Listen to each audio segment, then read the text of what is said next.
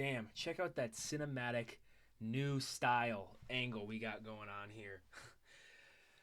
One thing I can't stand in life is when you take a piss and then the piss gets stuck in your tube and then it like lodges and sticks around in there for a little bit until all of a sudden you make the one leg movement that causes it to just spurt out into your pants and now you got piss down in your yeah.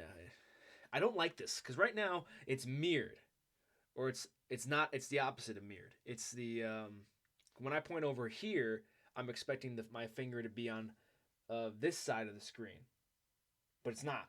Anyway, uh, today was a weird day. Not even a weird day. I mean, it was an all right day.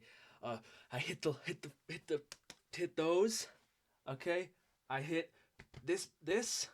Things were good in that regard, but in terms of actually doing real productive work, in terms of typing away, didn't really do much of that. Why? It's because of some stupid news in relation to insurance, and I have this terrible habit where basically some type of calamity that I have no control over and have no reason to worry about because what would worrying even do about it completely sets off my brain. I can't focus.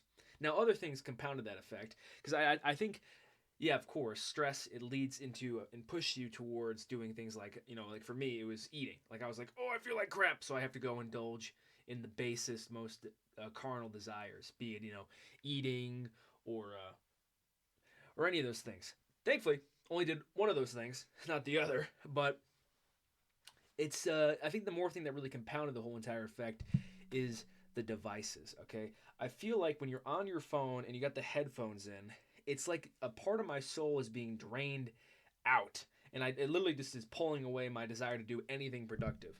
And then the big trick, this is the trick that all the demons do, that really the nipple twist that really comes in and makes you think you're getting screwed, or when you are. The nipple twist is essentially where you take the headphones out and you're like, okay, now it's time to be productive. Except in that first like few seconds of being off the computer, being off the phone, you're still being overwhelmed by that anxiety mode your brain's been put in. And so then you're immediately like, well, clearly I'm not going to feel any better. So there's no point in trying to do any good work because clearly this is we're just screwed. So just move on. We'll do it again tomorrow, you know? And that's not a very healthy way to approach life. But hey, that's the situation we're in. Just got to reset, just to keep moving forward. What else are you going to do? Another thing I want to talk about, women, dude.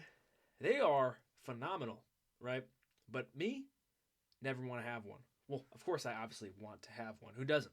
It's a natural carnal desire of the flesh, all right, to want to be united with a spouse or whatever. But I think it's a healthier way to approach life is from the perspective of don't want that, never will have that. Even if it's not true, or it's something you are secretly in the back of your mind going, no, if I just do this, that, and the other thing, then I'll get my golf mommy GF. It's better to just approach it from the perspective of never gonna happen, fantasy land, and just focus on more so what's really important. Because as I heard from some guy recently, it's like the whole entire purpose of the relationship game and affair of life is for growth. Your salvation, your spiritual growth in life. And so to ever put it in this part of your brain that's basically all about governing the carnal desires, like my urge to want to be with a woman was basically no different than my urge to want to go and eat Chick-fil-A. I don't even know why I went with Chick-fil-A as an example. I'm not a Chick-fil-A guy. I was thinking of a McChicken because I wanted to eat that last night and I got denied. Probably for a good reason. That was probably providential that the McChicken didn't get put in the bag. Providential right there, guys. But yeah, it's also this whole problem's compounded by the fact of I've just been a porn addict for so long, and that once you start to get into these later stages of the week, I remember last time when I went out without it for about a month. When you get to this like second week period, your whole brain kind of starts to romanticize life in a way. Because like in that I remember like in the first like few 2 weeks of or when you're like first in the gooning cycle, the goon cycle basically, is your kind of your hormonal aspect of your life is being basically stomped down and artificially maintained through this vile addiction. And so the whole entire thought process of, oh, maybe I wish I was with somebody, it's kind of like more so just a throwaway thought, of like, oh yeah, like it'd be like, oh, I wish I was a millionaire. It's kind of like yeah, it'd be nice, but who really cares? I'm good where I'm at. But then when you get into this later stage where like the brain's basically figuring out, hey, the oxytocin ain't pumping, dude. The dopamine ain't coming. We gotta do something to fix this bitch. Well, then it's gonna start flooding you with all these new and romanticized views of life. I feel like for example, my neighbor never felt anything about this chick. Never felt at all. Except for some reason today, out of nowhere, this broad just waved at me from her car. Just because, like, oh, hey, this got hit with my neighbors right behind me at the light. Isn't that funny? Haha. Completely coincidental, superficial. But because my brain is all pumped up on this oxytocin romanticized high, it's now, like, basically for the whole day that's been spent like, oh my gosh, Dan. Oh my gosh, you gotta fix your car up. It looks like shit. You gotta win this broad over. When it's like, dude, chill the fuck out. It's like, this ain't even a person you like, dude. Person you even know. It's just your brain is hopped up on so much hormone right now. It's just basically latching out for anything it can grab. This happened to me actually last time when I was on when I did the whole month without it. It's around the same exact time I immediately got like this whole new romanticized viewing of life of like, oh, of lovey-dovey, like, oh, I wish I was with somebody, and I went to my sister and I was like, hey, can you maybe like, and I was trying to be all slick, thinking I was slick and cool by like saying, hey, who's that, like, I literally had to, this is something I planned out in my head because I knew from a while back in the summer she had said, hey Dan, and she just threw this out there as a joke, like, hey Dan, what if I set you up with my girl, one of my friends at work at my teaching gig or whatever. And and like at the time, immediately my brain went ooga, ooga, because me, Mr. Nervous Soy Boy, of course I'm gonna jump at the chance to have somebody else have to do all the heavy lifting for me. But then it kind of got slotted in my brain. I moved on. But then of course now you go a few weeks about having your brain getting pumped full of splooge. Immediately my brain locks back onto this past memory, and I had come up with this coy plan of like, oh, I'll call up my sister and I'll ask her about like, oh, what's going on at the schooling gig, and then when she brings up this chick, then I'll ask her about it, and then I'll get in contact, and then everything will be hunky dory. Now, of course, that never did happen, and for the better, really, because once again, the entire driving factor behind that was just this animalistic, lovey-dovey. Oh, can you? I need someone. I don't.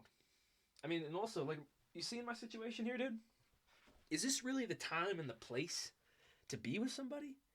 It's an absurd notion, and it's much better to be focused more so on what you can actually be in life. Not so much this whole, because once again, and this ties in more so the role of a man anyway, is that a man's supposed to be the one who leads the household. The weight of the household and the family must be borne on his shoulders.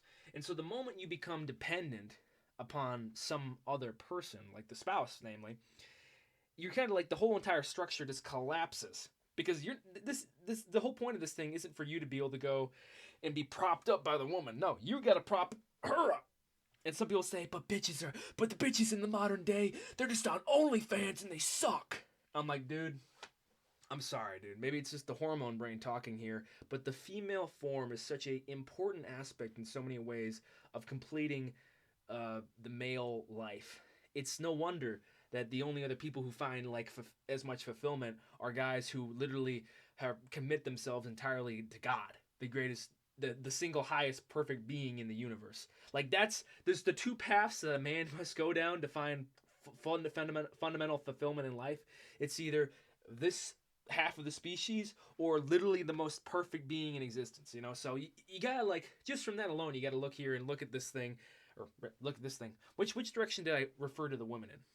But you gotta look at the women and say, yeah, clearly there's something important and beautiful here. But anyway, I don't know why I'm rambling. Even now, even me talking about it right now is the hormone, love hormone, lovey-dovey attitude speaking through. Because it's like, oh, aren't they so great? I wish I was with somebody. Fuck that! We're men! I want to talk about vagina! That's Joe from Family Guy. Not me. I don't want to talk about it. I get uncomfortable at work, which is probably.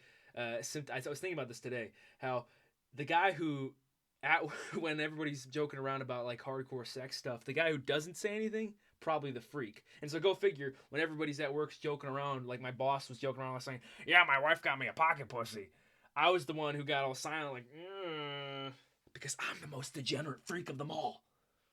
All right, 8-year career, everybody. 8-year career. Well, probably 9-year career now. I don't know, but you get what I'm saying here. Me, got a lot of work to do, a lot of stuff to be done.